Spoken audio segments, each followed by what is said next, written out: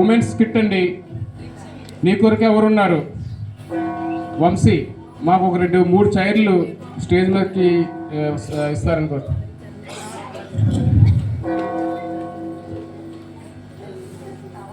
మీ అందరికీ డౌట్ ఉండొచ్చు, ఏదో హోస్ట్ చేసినప్పుడు ముందు బాగా నడిపి కోటేసుకు వచ్చానని. నేను కూడా ఈ మా సహోదరు స్కిట్లో ఒక భాగమై ఉన్నాను. అందుని బట్టి నేను ఈ ధరించాల్సి వచ్చింది. దయచేసి అర్థం చేసుకుంటాను. హల్లెలూయా. రెడీగా ఉన్నారండి? True gospel fellowship.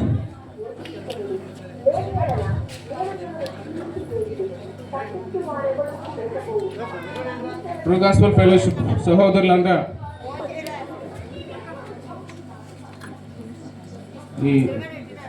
మీ కొరకు ఒక్కరున్నారైనా ఒక స్కిట్ అండి ఇది. స్కిట్ యొక్క ఉద్దేశం ఏంటంటే, నీకు అన్నీ ఉన్నా, నువ్వు సంపాదించుకున్న అన్నీ ఉన్నా, నీకు అవన్నీ నీ అక్కడికి వస్తాయా అంటే అవన్నీ నీకు అక్కడికి వస్తాయా? అవన్నీ ఉంటే నువ్వేం చేయగలుగుతున్నావు? అవన్నీ నీకు సరిపోతాయా? లేదా ఇంకేమైనా కావాలా? లేదా నీ కొరకు ఎవరైనా కావాలా? ఉన్నదంతా సరిపోతుందా అనే ఒక చిన్న నాటికని మన స్త్రీలు ప్రదర్శించడానికి సిద్ధంగా ఉన్నారు. స్త్రీలందరూ రావాలండి. 1 by 1 ముందు క్యారెక్టర్ జెస్సీ, 2 నైబర్స్.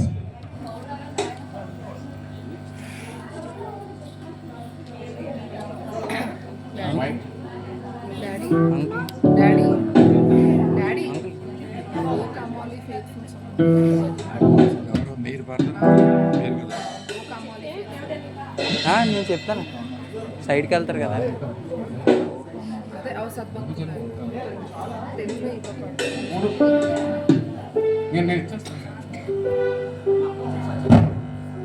ఇది ఎప్పుడు లేటే.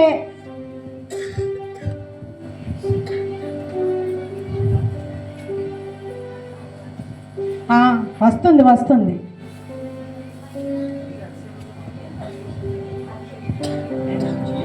ఏంటి అంత లేటుగా వచ్చావు?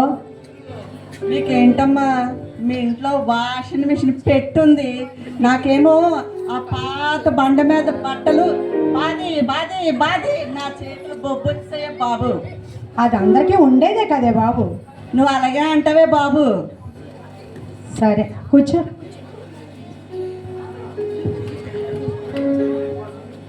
ఇంకేంటి విశేషాలు?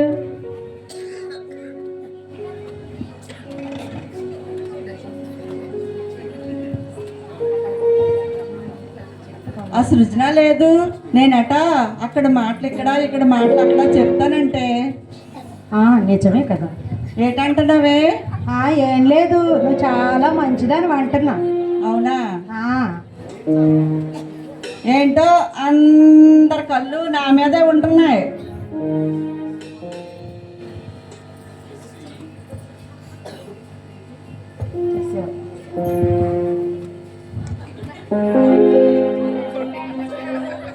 జెస్సీ ఇలా రావే. ఏంటి, నాకు షాపింగ్ ఉంది, నాకు చాలా పనులు ఉన్నాయి. ఒకసారి ఇలా రా, వెళ్ళిపోదు కానీ ఇలా రా. రావడానికి అవ్వదు, నాకు ఉన్నాయివే, నేను వెళ్ళాలి. ఏంటి చెప్పండి. వచ్చి కూర్చో. నాకు చాలా పనులున్నాయివే, నేను షాపింగ్కి వెళ్ళాలి, తర్వాత 5 స్టార్ హోటల్కి వెళ్ళాలి, అక్కడ లంచ్ చేసి నేను రావాలి. నాకు చాలా పనులు ఉన్నాయి. ఏంటి చెప్పండి. వెళ్దుగా లేవే, వచ్చి కూర్చో. ఏంటే దీనికి ఎంత పొగరు?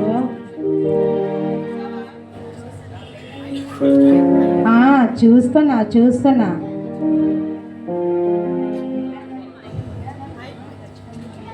చూడవే, దానికి ఎంత పొగరు. టచ్ ఫోన్ కావాలి.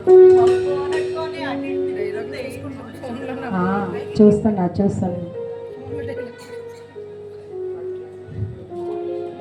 ఇంకేంటి విశేషాలు?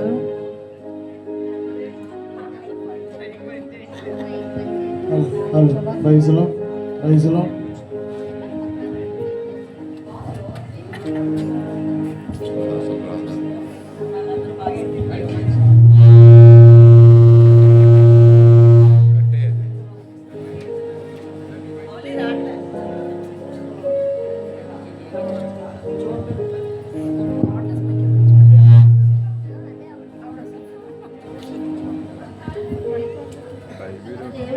వస్తానమ్మా.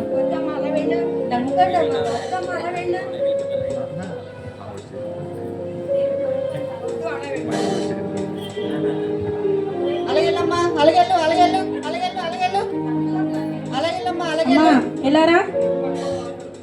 ఏంటమ్మా ఈ కరపత్రిక? సరే సరేనమ్మా. ఏంటి అది తీసుకున్నా జెస్సీ, అది తీసుకున్నావు? చెప్తాను ఆగండి. నేను ఇప్పుడు 5 స్టార్ హోటల్కి వెళ్తానా, అక్కడ డిన్నర్ చేస్తానా, చేసిన తర్వాత నా చేయి తుడుచుకోవాలి కదా, అందుకే ఈ టిష్యూ పేపర్లా యూజ్ అవుతుందని తీసుకున్నానే. అర్థమైందా? తెలుస్తుంది తెలుస్తుంది, సోకులు చూసే తెలుస్తుంది. నీకోటి చెప్పడం మర్చిపోయానే. ఏంటో చెప్పవే. మన ఇంటికాడ ఝాన్సీ కూతురు లేదా, మొన్నే స్కూల్కి వెళ్ళింది, అప్పుడే కాలేజ్కి వెళ్ళిపోతుందంటే. అవునా? నేను చూసేటప్పుడు ఇంత ఉండేది, ఇప్పుడు కాలేజ్కి వెళ్ళిపోతుందా? అవును, కాలం ఎంత తొందరగా మారిపోతుందో చూడు. మనం త్వరగా ముసలివాళ్ళు అయిపోతున్నాం అన్నమాట. అవునవును, మనం త్వరగా ముసలివైపో అయితే మనం త్వరగా ముసలివాళ్ళు అయిపోతున్నాం. మనం రోజు రోజుకి చావుకి దగ్గరైపోతున్నాం అన్నమాట. అంటే నా ఆస్తి నాతో రాదా, నా డబ్బు నాతో రాదా? నువ్వే లేనప్పుడు నీ ఆస్తి నీతో ఎందుకు వస్తుంది? వస్తుందమ్మా. ఇంత నేను సంపాదించి ఇంత డబ్బు బంగారం ఇదేది నాతో రాదా? నాకేం అర్థం కావట్లేదు. రావే రావే, మనం షాపింగ్కి వెళ్దాం. అక్కడ ఏదో 5 స్టార్ హోటల్ ఉందట.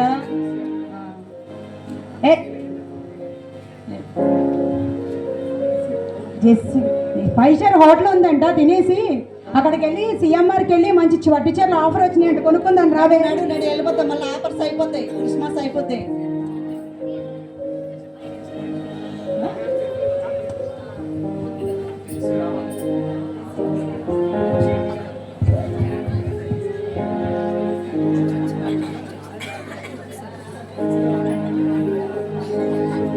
నా ఆస్తి నాతో రాదా? నాకు అసలు ఏం అర్థం కావట్లేదు. నేను సంపాదించిన డబ్బు బంగారము ఇదంతా నాతో రాదా? నాకు నా మనసు ఏం బాగాలేదు. నేను మూడ్ ఆఫ్గా ఉన్నాను, కాసేపు పడుకుంటాను.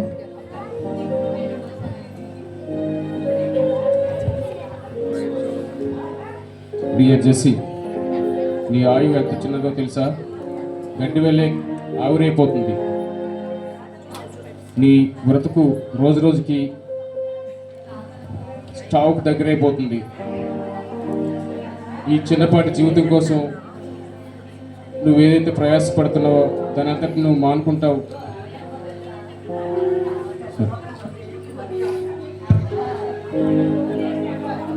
అంటే నా ఆస్తి నాతో రాదా? నేను సంపాదించిన డబ్బు కూడా నాతో రాదా? నా బంగారము నాతో రాదా? నాకేమీ అర్థం కావట్లేదు. నాకు తెలిసిన నాకు ఒక డౌట్ ఉంది. ఒక సైంటిస్ట్ ఉన్నారు, అతన్ని అడిగి నేను కనుక్కుంటాను.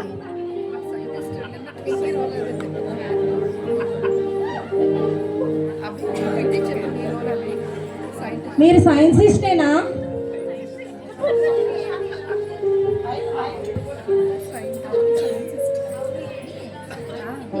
నాకు ఒక డౌట్ ఉందమ్మా, అది అడుగుదామని వచ్చాను. కూర్చోండి అమ్మా, మీ డౌట్ ఏంటి?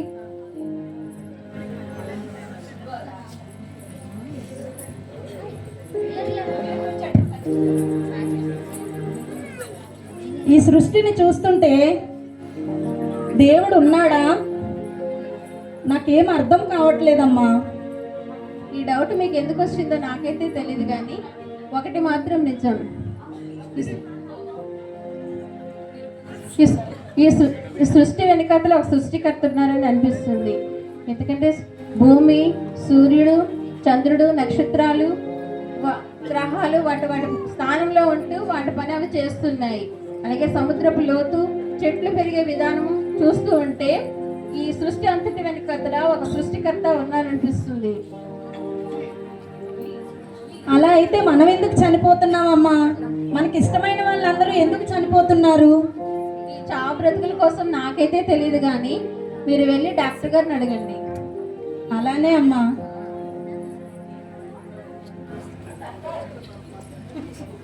ఏంటో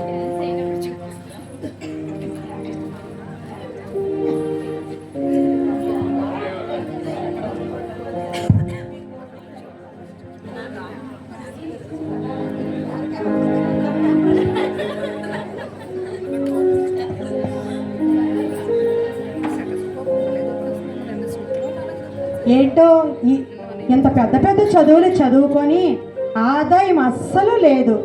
ఈరోజు ఎలాగైనా పేషెంట్ల దగ్గర డబ్బులు గుంజాలి.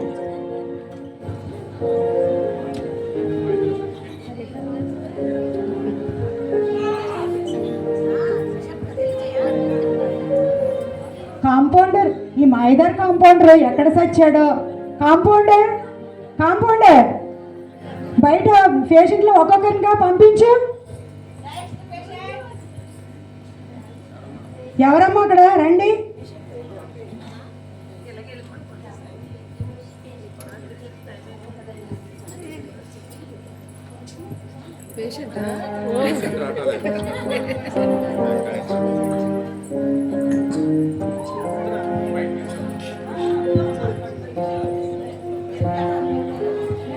నెక్స్ట్ ఎవరమ్మా రండి. హలో హలో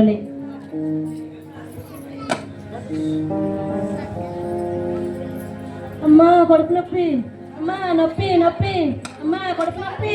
ఏంటమ్మా నీ ప్రాబ్లం? కడుపు నొప్పి వచ్చేస్తుందమ్మా. ఏం తిన్నావు? నిన్న ఒక పార్టీకి వెళ్ళానమ్మా. అక్కడ ఒక మేక ఉంది కదా, దాని 2 పాలు, దాని 2 చేతులు తిన్నానమ్మా. మిగతా పాట కూడా తినేవలసింది, ఫీల్ అవునేమో. నాకు తెలియలేదమ్మా, అది కూడా తిరుగుతామ్మా. సరే కూర్చో, మెడిసిన్ రాస్తాం.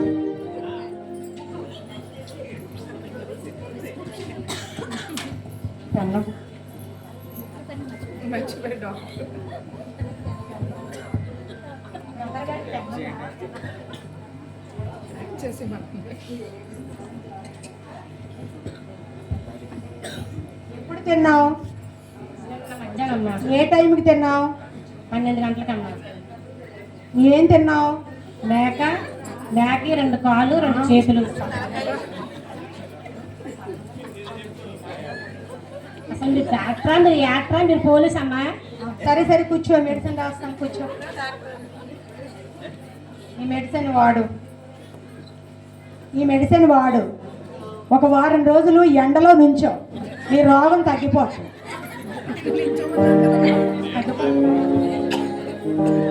అమ్మా ఎక్కడికి వెళ్ళిపోతున్నావు? తగ్గిపోద్దా మేడం? తగ్గిపోతుంది.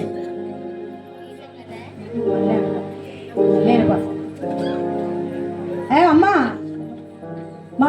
మా కాంపౌండర్కి నాకు 100 ఫీజు ఇచ్చి వెళ్ళు.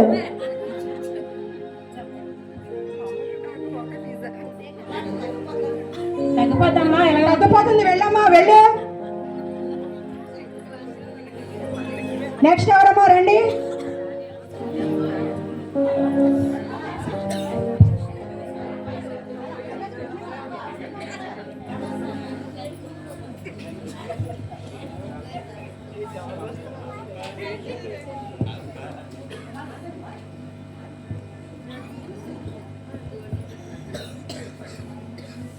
ఏంటమ్మా నీ ప్రాబ్లం? నాకు 2 లక్షల అప్పులు తీరిస్తే రేటండి. నేను రోగాలు తగ్గించడానికి వచ్చాను కానీ నీ అప్పులు తెచ్చడానికి కాదమ్మా. రేటని హోటల్కి వెళ్ళానండి. హోటల్కి వెళ్తే అక్కడ టీ ఆర్డర్ ఇచ్చాము. టీ ఆర్డర్ ఇస్తే టీ ఇచ్చి నాకు 2 టీలు కనబడుతుంది. ఏటా నేను 1 టీ ఇచ్చాను కదా ఆర్డర్, 2 టీలు తెచ్చేవేంటి అనేసి అడిగాను. అడిగితే వాడు అంటున్నాడు అనమాట, నేను తెచ్చింది ఒకటే అనేసి. తెచ్చి పటాలని అనుకుంటే అప్పటి నుంచి నాకు మరి అంతా నొప్పి. వాడి తప్పు ఏమీ లేదు. నాకు ఎందుకో కనబడుతున్నాయి. అవునా?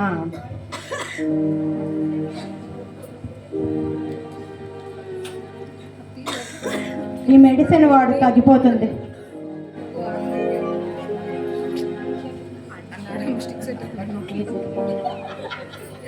ఏంటో మళ్ళీ వెళ్ళిపోతున్నావు? ఫీజు ఇవ్వకుండా. తగ్గుతుంది అన్నాను కదా, ఈ మెడిసిన్ వాడు తగ్గిపోతుంది. ఫీజు ఇచ్చి వెళ్ళు మా కాంపౌండర్కి నాకు.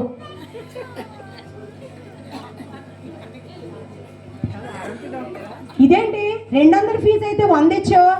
నేను 200 ఇచ్చానమ్మా. అది ఆహా, అవును కదా, నీ ప్రాబ్లమే ఇది కదా, నీకు అన్ని రెండుగా కనిపిస్తాయి. సరే సరే వెళ్ళమ్మా, వెళ్ళు. నెక్స్ట్ ఎవరు రండమ్మా?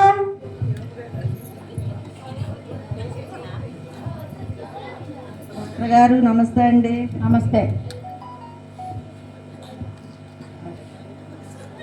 ఏంటి నీ ప్రాబ్లం? ఏటోనమ్మా, నాకు చాలా రోజుల నుండి ఒకేసారి షాక్ అయిపోతున్నానమ్మా. ఒకేసారి బాధ అనిపిస్తుంది, ఒకేసారి సంతోషం వచ్చేస్తుందమ్మా, ఒకేసారి దుఃఖం వచ్చేస్తుందమ్మా, ఏడుపు వచ్చేస్తుంది డాక్టర్ గారు. కూర్చోమ్మా, కూర్చో. కూర్చుంటాను. దీన్నే మా భాషలో పిచ్చి అంటారు. ఏంటంటున్నావమ్మా? ఏం లేదు, మెడిసిన్ రాస్తున్నాను వాడు అంటున్నాను. ఏంటండి డాక్టర్ గారు అలా రాస్తున్నారు, అంత లిస్ట్ రాస్తున్నారు?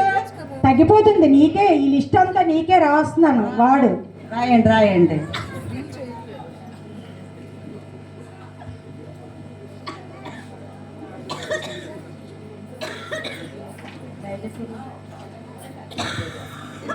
ఏటమ్మా ఎంత లిస్ట్ రాసి ఇచ్చారు? ఇదంతా డైలీ సీరియల్ రాసి ఇచ్చారా, లేకపోతే లిస్ట్ రాసి ఇచ్చారా మీరు? అవి చూడడం మానేస్తేనే నీ రోగం తగ్గుతుంది. ఆ సీరియల్ అన్ని మానేస్తేనే నీ రోగం తగ్గుతుంది. వెళ్ళు. అవునా?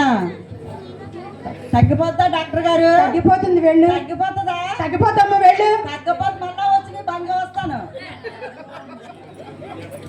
ఏంటో ఈ రోజు అందరూ కూడా ఇలాంటి వాళ్ళే తగిలేరు. డబ్బులు లేవు, ఏమీ లేవు. నెక్స్ట్ ఎవరో రండమ్మా. డాక్టర్ అమ్మగారు నమస్కారం అండి. అమ్మా ఎవరు నా బాబు నువ్వు? నిన్న ఎక్కడ ఈ ఏరియాలో నిన్న ఎక్కడ చూడలేదు. డాక్టర్ అమ్మగారు మీరు అంత ఫేమస్ అండి అమ్మగారు. అవునా? నేను చాలా దూరం నుంచి వచ్చాను, మీరు అంతా అక్కడ చాలా ఫేమస్. మీకు మీ గురించి చాలా మంది చెప్పుకుంటున్నారు అక్కడ. సెకండ్. థ్యాంక్ యూ అమ్మగారు. కూర్చో కూర్చో, వచ్చి కూర్చో. అమ్మగారు ఇక్కడ కూర్చోమంటారా? కూర్చో. అమ్మగారు నీవు అంత దూరం నుంచి వచ్చావు కదా, నీకెవరో ట్రీట్మెంట్ చేయలేదా? అమ్మగారు ట్రీట్మెంట్ చేశారు కదండి అమ్మగారు. మీరు అంతే ఫేమస్ కాదండి అక్కడ అంటారు. మీ గురించి బాగా చెప్పుకుంటున్నారు అమ్మగారు. అక్కడ చాలా బాగా చెప్పుకుంటున్నారు. మీరు అందు గురించి అంత దూరం నుంచి మీ దగ్గరికి వచ్చేసాను నేను. నీ ఫేమస్ తగలయ్యా. నీ ట్రీట్మెంట్ ఎవరో చేయలేదు అయితే? అమ్మగారు నాకు 14 రోజులు ఇంట్లో ఉండమన్నారు అమ్మగారు. 14 రోజులు ఇంట్లో ఉండమన్నారు. నాకు ఉండకుంటే ఇక మీ ఫేమస్ కదా అని మీ దగ్గరికి వచ్చేసాను నేను.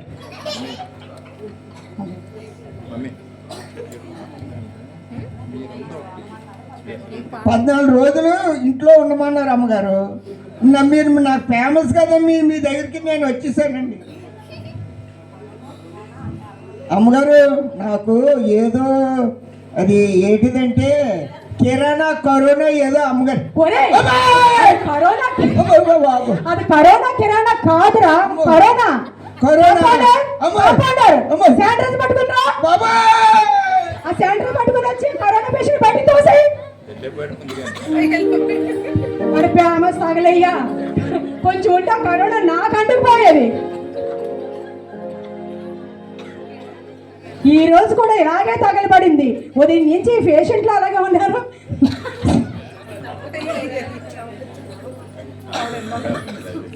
ఉదయం నుంచి ఇలాగే ఈ పేషెంట్లు కూడా ఇలాగే ఉన్నారు.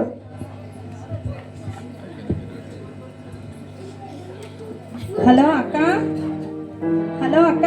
నిసి రావే, ఏంటిలా వచ్చా? ఫోన్ చేస్తే నేనే వచ్చేదానిగా. నాకు ఒక చిన్న డౌట్ ఉంది అక్క. ఏంటో వచ్చాను. కూర్చో. ఏంటో చెప్పు.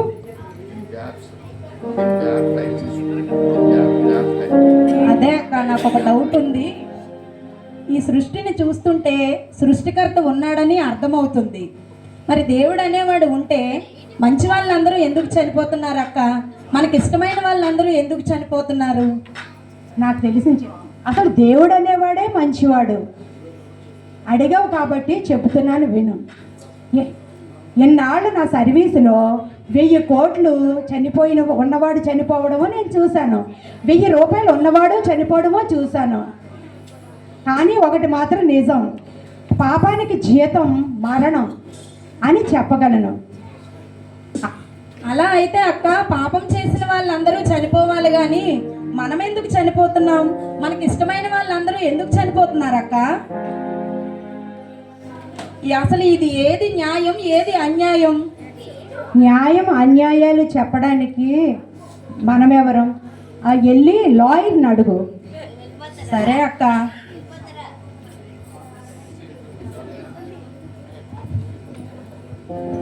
ఏంటో ఈ రోజంతా అలాగే తగలబడింది, ఎవ్వరూ రాలేదు, ఎవ్వరూ సరైన పేషెంట్లు రాలేదు.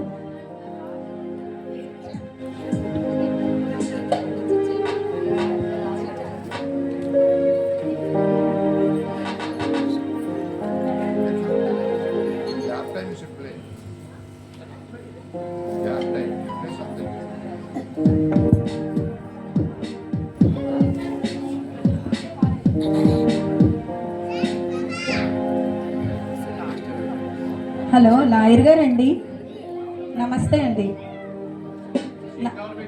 నాకు ఒక డౌట్ ఉందండి, అడుగుదామని వచ్చాను.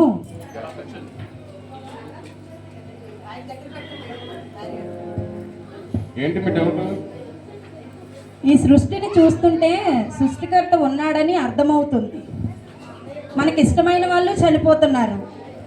అసలు ఈ దీంట్లో ఏది న్యాయం, ఏది అన్యాయం నాకు ఏం అర్థం కావట్లేదు లాయర్ గారు. మిమ్మల్ని అడుగుదామని వచ్చాను. అడిగావు కాబట్టి చెప్తున్నాను వినమ్మా. నేను ఒక లాయర్గా చెప్తున్నాను, ఈ భూమి మీద మంచివాడు ఒక్కడూ లేడండి. అందరూ పాపం చేసి అందరూ తన దేవుడిచ్చే ఆ యొక్క నిత్య జీవాన్ని పాడు చేసుకునే వాళ్ళు ఉన్నారు తప్ప ఏ ఒక్కరు కూడా మంచివారు లేరు. ఉదాహరణ చెప్తున్నాను, నీవు పుట్టిన దగ్గర నుంచి ఇప్పటి వరకు నువ్వు చేసిన పాపాలు, రహస్య ఆలోచనలు, దుర్మార్గం పనులు ఇవన్నీ స్క్రీన్ మీద వేసి చూపిస్తే ఇక్కడి నుంచి పారిపోతాం. నువ్వనే కాదు, నేనైనా, ఇక్కడ ఉన్నవారు ఎవరైనా మనం చేసిన పాపాలు, మనం చేసిన తప్పులు, మనం చేసిన తప్పుడు ఆలోచనలు, మనం చేసినటువంటి అనేకమైన పాపాలు కానీ చూపించినట్లే మనం చూసి ఎవరు ఒకరి మొహం ఒకరు చూసుకోలేము. అలాంటిది ఒకానొక దినాన్న మనం ఆ పరిశుద్ధ దేవుణ్ణి ఎదుర్కోవాలంటే మనకి ఎంత మనలో ఎంత విశ్వాసం కలిగి ఉండాలి, లేదా ఎంత ధైర్యం ఉండాలి అండి.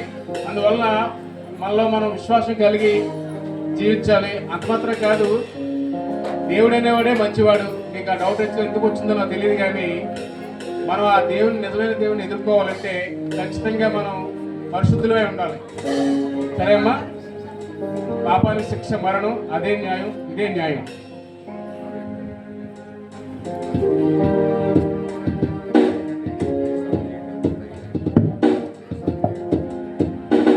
అంటే పాపానికి శిక్ష మరణమా? నాకేం అర్థం కావట్లేదు. నేను చేసిన పాపాలన్నీ ఇలా స్క్రీన్ మీద కనిపిస్తాయా? ఎవరిమైనా ఇక్కడ చూస్తే ఇలా కనిపిస్తాయా? ఇవన్నీ పోవాలంటే నేనేం చేయాలి? ఒక్కరైనా లేరా నా కోసం? నన్ను కాపాడడానికి, నేను చేసిన తప్పులు క్షమించడానికి ఒక్కరైనా లేరా? నేను సంపాదించిన ఈ డబ్బు, బంగారం, ఆస్తి, ఈ పేరు ప్రత్యర్థి ఏవి నాతో రావా? నన్ను కాపాడడానికి ఒక్కరైనా లేరా?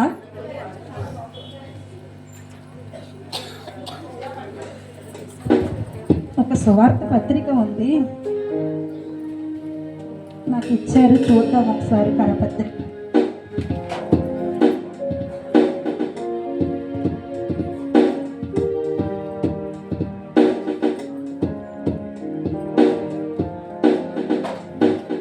అంటే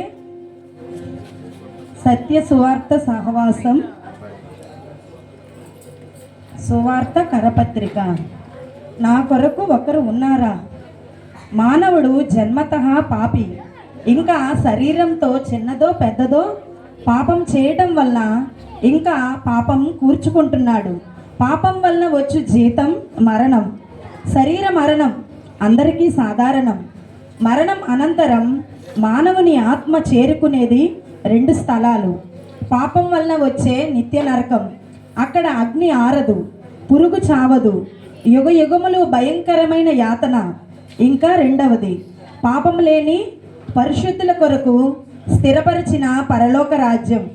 అది ఆకలి దప్పులు లేని రాజ్యం, కష్టాలు కన్నీరు లేని గొప్ప రాజ్యం. అసలు పరిశుద్ధుడు ఎవరున్నారు? దేవుడొక్కడే పరిశుద్ధుడు. నరకం దిశగా ప్రయాణిస్తున్న మానవుని స్థానములో పరిశుద్ధుడైన యేసుక్రీస్తు మరణించుటకు భూమిపైకి వచ్చారు. ఒక నీతిమంతుడు కొరకు ఒకరు మరణించుట అరుదు. యేసుక్రీస్తు భక్తిహీనుల కొరకు, పాపుల కొరకు, శత్రువుల కొరకు, యావత్ మానవాళి కొరకు మరణించారు. అన్యాయపు తీర్పులు, వీపుపై 1 తక్కువ 40 కొరడా దెబ్బలు, తలపై ముళ్ళ కిరీటం, 600 రోమా సైనికుల ఉమ్ములు, గరుకైన భుజముపై సిలువ, చేతులకు కాళ్లకు మేకులు, మండుటెండలో భయంకరమైన శ్రమలు మానవుల కొరకు అనుభవించారు. పాపివని గ్రహించి ఆయన్ను క్షమాపణ కోరుకుంటే ఆయన క్షమించి పరలోక రాజ్యం ఇస్తాడు. అవునా? నేను పాపమని ఒప్పుకుంటే నా కోసం ఒకరు చనిపోయారా? నా పాపాల కోసం శిక్ష అనుభవించారా? అంటే నాకు నా పాపానికి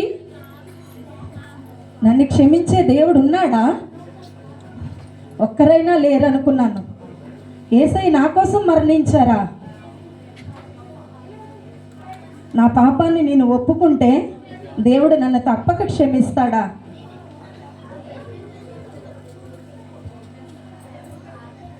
థ్యాంక్ యూ అండి. చూశారు కదండి, జెస్సీ అనే ఒక ధనవంతురాలు, విద్యావంతురాలు, ఆమెకున్న ఆస్తిని బట్టి ఆమెకున్న అందాన్ని బట్టి, ఆమెకున్న పరపతిని బట్టి ఆమెకి ఏమీ తక్కువ కాదు. తను జీవించాలని కోరుకున్నప్పుడు వయసు రీత్యా ఆమె ముసలై చనిపోతుందని చెప్పి ఎంతో బాధపడి నిజమైన దేవుడి కోసం ఎదురు చూసినప్పుడు ఒక సువార్త పురపత్రం ద్వారా, అవును కదండి, నీ ఆస్తిని అక్కడికి రాదు, అంచెదినాల్లో ఖచ్చితంగా నిత్య జీవంలోకి మనల్ని ఎవరు కూడా ముందుకు తీసుకుని వెళ్ళలేరు. నీ ఆస్తి కానీ, నీ పరపతి కానీ, నీ అంతస్తు కానీ ఏది కూడా వీళ్ళు ముందుకు తీసుకోలేదండి. ఖచ్చితంగా మనం ఆ నిజమైన దేవుని అంగీకరించి ఆయన ద్వారా మాత్రమే నిత్య జీవానికి వారసులు కాగలము. ఈ స్కిట్లో పాలుభాగస్తులైనటువంటి మా సహోదరులు బట్టి నేను ప్రైజ్లో చెప్తున్నాను. మీ అందరికీ వందనాలమ్మా. Hallelujah. Thank you very much. ముందు థ్యాంక్స్ బ్రదర్కి చెప్పాలండి. మాకు ఎవరికి ఏ క్యారెక్టర్లో నప్పుతాయి, ఎవరు చేయగలరని డేవిడ్ బ్రదరు చాలా ఓపిక మీద మాకు వస్తే, మాకు అసలు డైలాగులు చెప్పడం రాదని చాలామంది అంటే పర్వాలేదు నేను సపోర్ట్ చేస్తానని బ్రదర్ గారేనండి, డేవిడ్ గారు. బ్రదర్కి చాలా థ్యాంక్స్. ఎందుకంటే మేము ఏదో ఇంట్లో పనులు చేసుకొని పిల్లలతో క్యారేజీలు, మేము కూడా ఇలాగ ఏదో చెయ్యగలమా అని మాత్రం మాకు తెలీదు. అలా పాటలని నిజంగా సంఘం మాకు చాలా ఆత్మీయంగా సహవాసంలో మాకు ఉంటారండి. బ్రదర్కి చాలా థ్యాంక్స్ అండి. మీ విలువైన సమయం అండి. మీరు గృహులు అంటే తెలిసిన విషయమే. ఎందుకంటే మేము సాంగ్స్ అది ప్రాక్టీస్ చేసినప్పుడండి, నేను ఉన్నదన్నట్టు చెప్తాను, ఈ 6 స్కిట్ అయితే ఇద్దరితోనే ప్రాక్టీస్ చేసేవాళ్ళం. తర్వాత ఇంకొక ఇద్దరితో ప్రాక్టీస్ చేసేవాళ్ళం. వారికి ఉన్న బిజీ షెడ్యూల్ బట్టి వాళ్ళు గృహిణులుగా వాళ్ళకి అనేకమైన కార్యక్రమాలు ఉంటాయి కాబట్టి వాళ్ళకున్న ఇదిలో వాళ్ళు పార్టిసిపేట్ చేసి స్కిట్ని విజయవంతం చేసినందుకు నేను మరోసారి సృష్టిలందరికీ సహోదరులకు థ్యాంక్ యూ చెప్తున్నాను. థ్యాంక్ యూ అండి. రానున్న రోజుల్లో ఇంకా మంచి స్కిట్స్ వేయాలని కోరుకుంటున్నాను. Praise the Lord. హల్లెలూయా. ఇప్పుడు తదుపరి భాగంగా మనం ఒక స్పెషల్ సాంగ్ మన ముందున్న హ్యానా ప్రవీణ్ గారు, మన ఫాస్ట్ ఏలియా గారు, విజయం గారు వాళ్ళ కుమార్తె అల్లుడండి, వాళ్ళిద్దరు వచ్చి ఒక స్పెషల్ సాంగ్ మన ముందు పాడబోతున్నారు. I wish to welcome sister Hannah and Praveen. చెప్పాను.